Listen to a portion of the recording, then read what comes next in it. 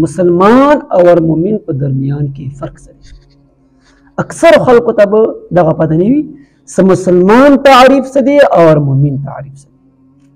تاسو خیال کړی وي موږ دا خبره کوو چې پنامې مسلماني پنامې مسلمانۍ نشته خو پنامې صرف مسلماني دغه وضاحت کوو چې مسلمان څه ته ویلی شي او مومن څه ته ویلی شي.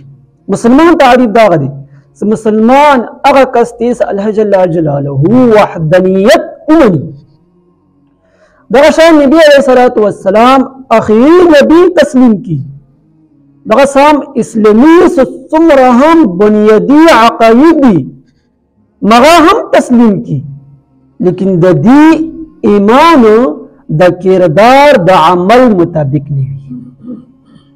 یو ابل ممکن سکون گناہونه دی مغا ورنه هم کیږي. دغه شو مسلمان تعریف دغه شو چې د دې ایمان عمل مطابق نه وي د دې کردار او عمل دغه د ایمان مطابق نه وي. مطلب ایمان وروړی دی خو زړه ته ایمان کوس کړی نه دی. اسلامی څومره هم شریعت څومره هم احکامات دي هغه یې منلي نه دي مني عمل ور باندې نه کړی دی. دغه شو مسلمان.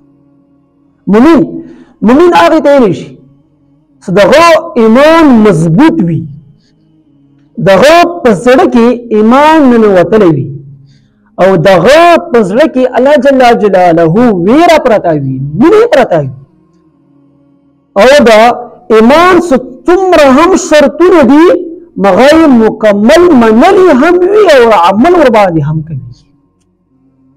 دا شو مومن. گویا هر مومن مسلمان کیدلی شي هر مسلمان مومن نشي کیدلی.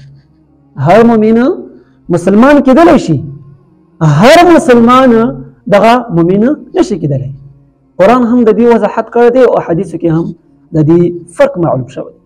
قرآن کې سورة الحجرات کې 14 نمبر آیات دی غالبا الله جل جلاله فرمایي دغه قبایلی کوم خلقو نبی علیہ الصلوۃ والسلام ته راغلو. نبی علیہ الصلوۃ والسلام ته وفرمایلو چې موږ ایمان راوړی دی. چې راوړی دی ایمان راوړی دی. الله جل جلاله نبی علیہ الصلوۃ والسلام ته وفرمایلو چې اے پیغمبر ته داسې وفرمایه تاسو ایمان نه راوړی دی بلکې تاسو داسې وایئ چې موږ اسلام راوړی دی. ځکه چې تاسو په زړونو کې اوسه پورې ایمان ننوتلی نه دی. قالت الاعراب آمنا قل لم تؤمنوا ولكن قولوا اسلمنا ولم يدخل الايمان في قلوبكم. تاسو په زړونو کې ایمان ننوتلی نه دی. دونه یو قسم د مؤمن او د مسلمان په درمیان کې فرق شو معلوم شو. موږ ټول مسلمانان یو.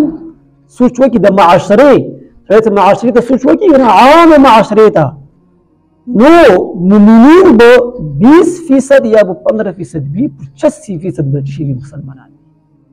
قرآن حدیث باندې پورا په احکاماتو باندې به عمل نه کوي.